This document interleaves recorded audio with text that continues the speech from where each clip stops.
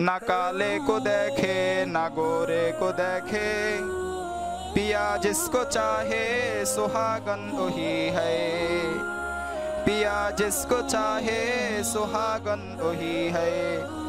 আমার মাওলা কালোও দেখেন না, দলাও দেখেন না, ধনীও দেখেন না, গরিবও দেখেন না, বড়ও দেখেন না, ছোটও দেখেন না, কে কত বড় পদবী লোক, তার কত বড় পদ, কে বড় শাইখুল হাদিস, কে শাইখুল মাশায়েখ, কে মুহাদ্দিস, কে মুফতি, আল্লাহ কিছুই দেখেন না। শুধু রব্বুল আলামিন চান যে বন্দার দিলের মধ্যে আমার ও আমার রাসূলের মুহাব্বতের আগুন জ্বলে কিনা। আনাস রাদিয়াল্লাহু তাআলা আনহু থেকে বর্ণিত, তিনি বলেন রাসূল সাল্লাল্লাহু আলাইহি ওয়াসাল্লাম ইরশাদ করেছেন, লা ইউমিনু আহাদুকুম হাত্তা আকুনা আহাব্বা ইলাইহি মিন ওয়ালিদিহি ওয়া ওয়ালাদিহি ওয়ান নাসি আজমাইন।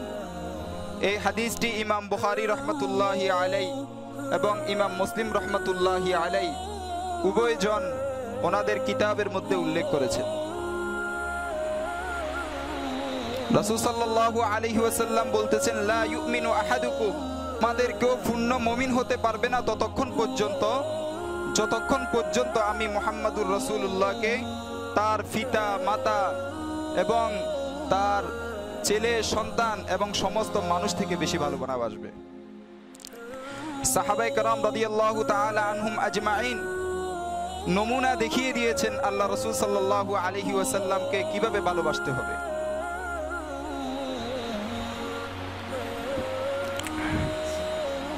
তালহা ইবনে বারা রাদিয়াল্লাহু তাআলা আনহু, বারা রাদিয়াল্লাহু তাআলা আনহুর ছেলে তালহা রাদিয়াল্লাহু তাআলা আনহু একেবারে বাচ্চা ছেলে ছিলেন।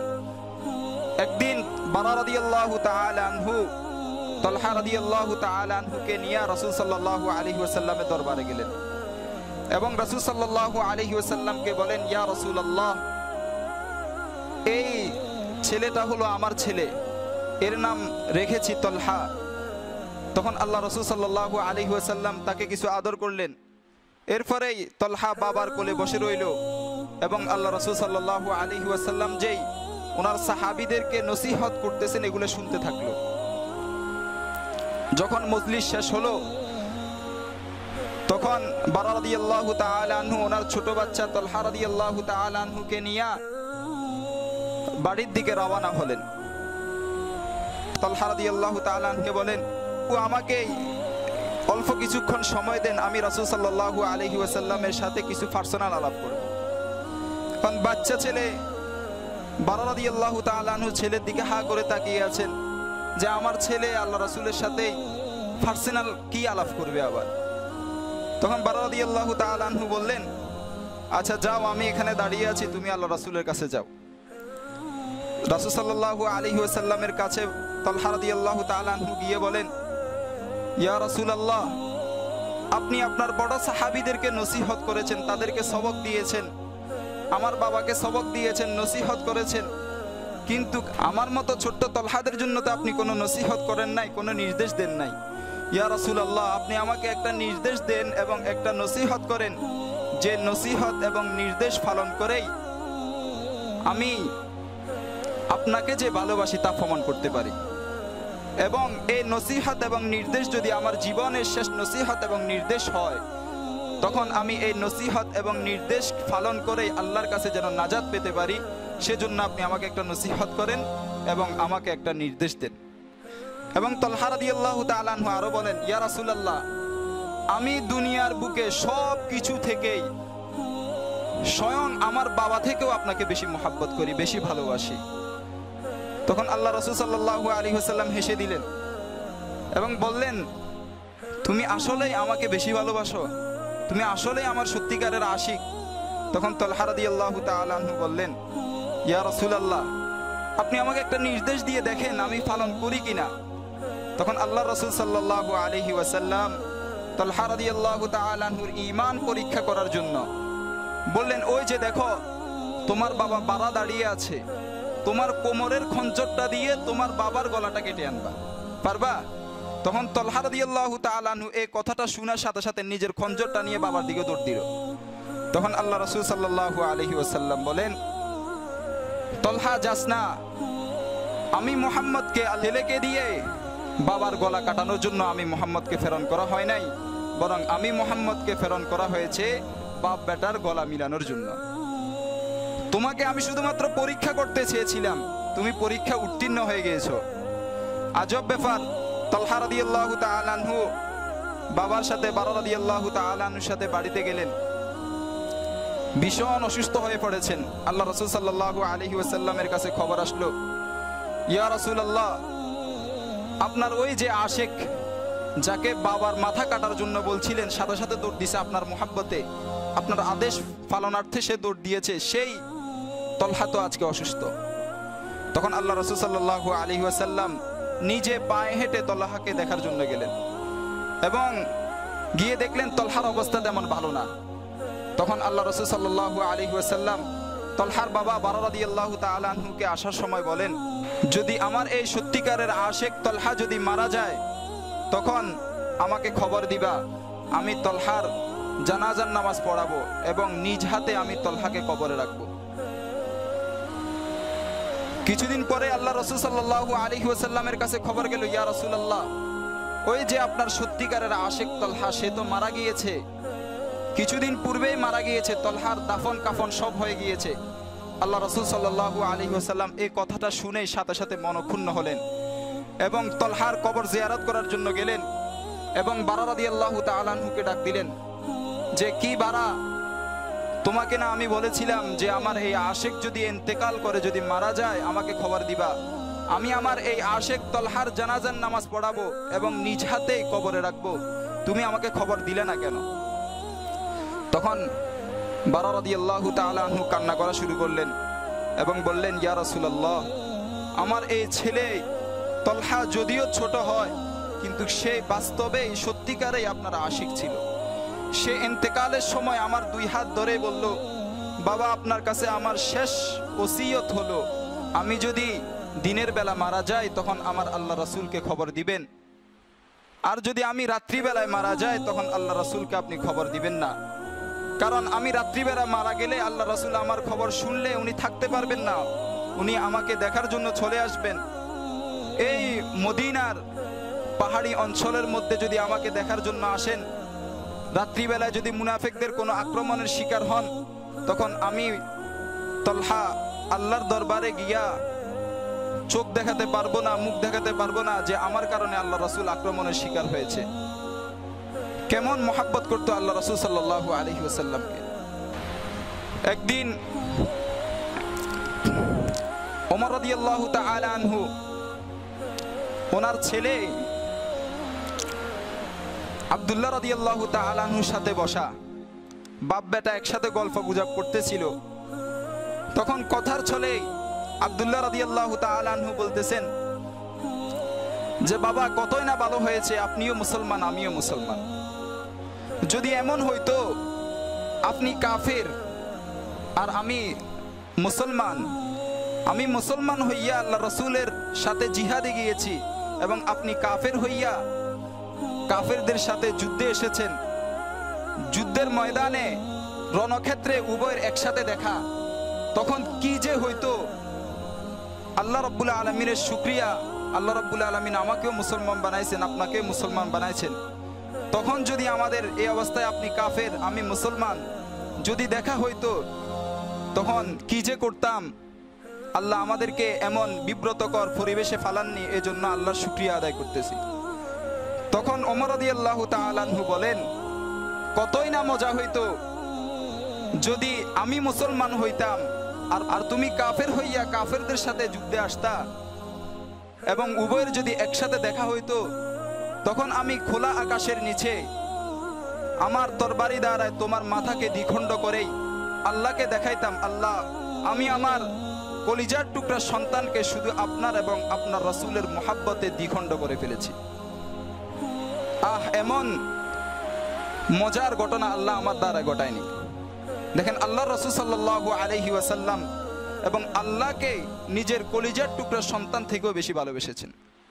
যখন সূরাতুল মুনাফিকিন নাজিল হলো, কোরআনে মাজিদের একটা সূরা আছে সূরাতুল মুনাফিকিন, এই সূরা মুনাফিকিন যখন নাজিল হলো তখন ওমর ইবনুল খাত্তাব রাদিয়াল্লাহু তাআলা আনহু নিজের তরবারি লইয়া রওনা হলেন। কি জন্য রওনা হলেন? মুনাফিকের সরদার আব্দুল্লাহ ইবনে উবাই ইবনে সালুলের মাথা কাটার জন্য। প্রতিমধ্যেই আব্দুল্লাহ রাদিয়াল্লাহু তাআলা আনহু, ওই আব্দুল্লাহ ইবনে উবাই ইবনে সালুলের সন্তান আব্দুল্লাহ রাদিয়াল্লাহু তাআলা আনহু, বাপ বেটা উভয়জনের নাম এক। সেই আব্দুল্লাহ রাদিয়াল্লাহু তাআলা আনহু ওমর রাদিয়াল্লাহু তাআলা আনহুর পথ আটকাইলেন এবং বললেন, চাচা আপনি হলেন মুহাজির আর আমরা হলাম আনসার, আপনি মুহাজির হইয়া আনসারের মাথা কাটবেন কেন?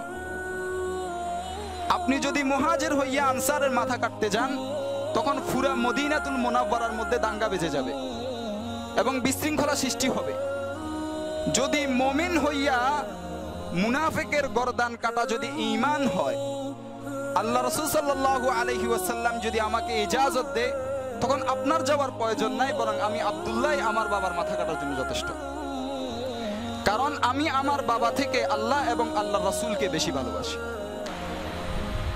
16 বছরের এক বাচ্চা, তার বাবা ইন্তেকাল করে, মায়ের বিবাহ হয় চাচার সাথে, কিন্তু ওই ছেলের কাছে ইসলামের দাওয়াত পৌঁছার পর ওই ছেলে মুসলমান হইয়া যায়।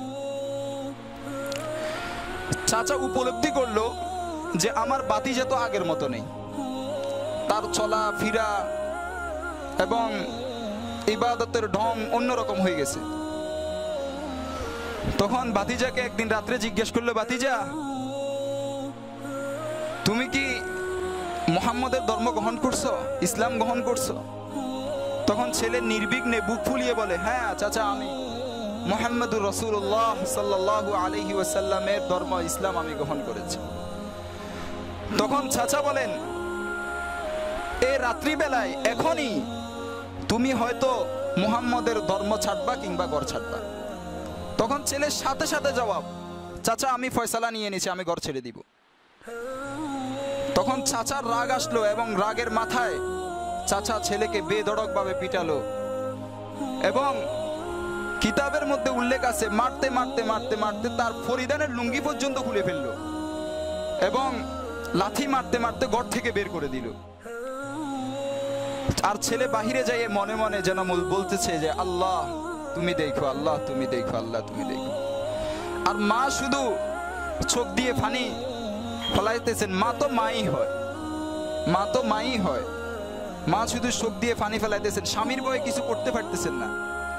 জানালার ফাঁক দিয়ে একটা চাদর নিক্ষেপ করলেন, নিক্ষেপ করে বলেন যে বাবা এই চাদরটা দিয়ে তুমি তোমার ইজ্জত ডাকো। তখন ওই সাহাবী রাসূল ওই চাদরটাকে দুই টুকরা করে এক টুকরা নিজের ফরনে ফুটছেন, আরেক টুকরা দিয়ে নিজের শরীর ডাকছেন। এরপর এখন তো ঘর থেকে বের করে দিছে, কোথায় যাবে? রওনা দিছে। অনিচ্ছা সত্ত্বেও কদম শুধু মদিনার দিকে যায়, শুধু মদিনার দিকে যায়। এখন তো আর কেউ নাই, শুধু আল্লাহ এবং আল্লাহ রাসূলে তার অভিভাবক, আর তো কেউ নেই। যাইতে যাইতে যাইতে যাইতে আল্লাহ রাসূল সাল্লাল্লাহু আলাইহি ওয়াসাল্লামের দরবারে গিয়ে পৌঁছে। রাসূল সাল্লাল্লাহু আলাইহি ওয়াসাল্লামের দরজা গিয়ে দাঁড়ায়। তখন গভীর রাত, আল্লাহ রাসূল সাল্লাল্লাহু আলাইহি ওয়াসাল্লাম ঘুমিয়ে গিয়েছেন, এই জন্য সেই আর দরজা নক না দিয়ে দাঁড়িয়ে রয়েছে। আল্লাহ রাসূল সাল্লাল্লাহু আলাইহি ওয়াসাল্লাম ভোর রাত্রে উঠলেন, তাহাজ্জুদের নামাজ পড়লেন এবং ফজরের আজানের পরেই ফজরের সুন্নত পড়লেন। পড়ার পরেই মসজিদের দিকে আসবেন ইমামতি করার জন্য, ফজরের নামাজ পড়ানোর জন্য।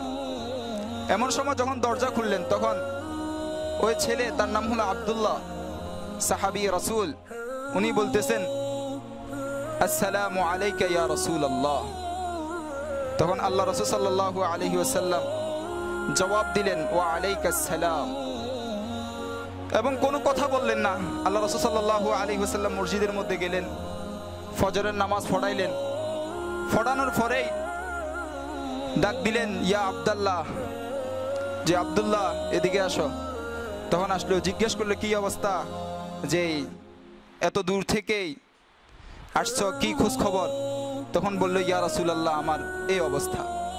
তখন আল্লাহ রাসূল সাল্লাল্লাহু আলাইহি ওয়াসাল্লাম মাথাকে নত করেই বললেন, ওই যে দেখো আমার মাদ্রাসা, এই মাদ্রাসা তুমি ভর্তি হয়ে যাও এবং ওইখানে থেকেই এলেম শিক্ষা করো। তখন তিনি ফেটেবাদে থেকে এলেম শিক্ষা করা শুরু করে দিলেন এবং মাঝে মাঝে উনি যখন একাকিত্ব লাভ করতেন তখন হাত উভয়টাকে এভাবে দিয়ে আসমানের দিকে তাকাই বলে উঠতেন আল্লাহ। ওমর রাদিয়াল্লাহু তাআলা আনহু ওই ছেলেকে একদিন বলে, এ বেটা এত চিল্লাস কেন, যে আল্লাহ এত জোরে বলস কেন? তুই কি মানুষকে দেখাইতেছিস যে তুই আল্লাহকে ডাকতেছিস? বরং তুমি আল্লাহকে ইখলাসের সাথে ডাকো, আস্তে আস্তে ডাকো। এই কথা যখন আল্লাহ রাসূল সাল্লাল্লাহু আলাইহি ওয়াসাল্লামের কানে পৌঁছলো তখন আল্লাহ রাসূল সাল্লাল্লাহু আলাইহি ওয়াসাল্লাম বলেন, হে ওমর, তুমি আব্দুল্লাহকে কিছু বলো না, সে তার মাওলার সাথে। তুমি আব্দুল্লাহকে কিছু বলো না, কারণ তার মাওলার সাথে তার একটা আলাদা সম্পর্ক আছে, বিশেষ একটা সম্পর্ক আছে। সে আল্লাহ বলে মানুষকে দেখানো তার উদ্দেশ্য না, বরং এই আল্লাহ বলে সে অনেক কিছু বলা উদ্দেশ্য। কি বলা উদ্দেশ্য? সে আল্লাহ বলে বলতে চায় যে আল্লাহ, আপনার জন্য আমি ঘর ছেড়েছি, আপনার জন্য আমি আমার মাকে হারিয়েছি, আপনার জন্য আমি আমার ইজ্জতকে হারিয়েছি, আপনার জন্য আমি সব কিছু ছেড়েছি। আল্লাহ, আপনি আমার জন্য হয়ে যান, আপনার দিদার এবং আপনার সাক্ষাৎ আমাকে দিয়ে দিন। আল্লাহ রাসূল সাল্লাল্লাহু আলাইহি ওয়াসাল্লাম একদিন সফরে যাবেন। এ সময় এই আব্দুল্লাহ এসে বলেন, ইয়া রাসূলুল্লাহ, আপনি আমাকে আপনার সাথে নিয়ে যান, আমি আপনার সাথে সফরে যাব। দেখেন না, আপনারা যখন বাজারে যাইতে চান তখন আপনাদের যদি ঘরে ছোট ছেলে থাকে, সে বলে যে বাবা আমিও আপনার সাথে যাব। এভাবে আব্দুল্লাহ বলতেছি, ইয়া রাসূলুল্লাহ, আমিও আপনার সাথে সফরে যাব। আল্লাহ রাসূল সাল্লাল্লাহু আলাইহি ওয়াসাল্লাম বললেন, ঠিক আছে আব্দুল্লাহ, তুমিও চলো। যাইতে যাইতে যাইতে যাইতে এক সময় সফর বিরতি হলো। আল্লাহ রাসূল সাল্লাল্লাহু আলাইহি ওয়াসাল্লাম এক জায়গায় শুয়ে পড়লেন।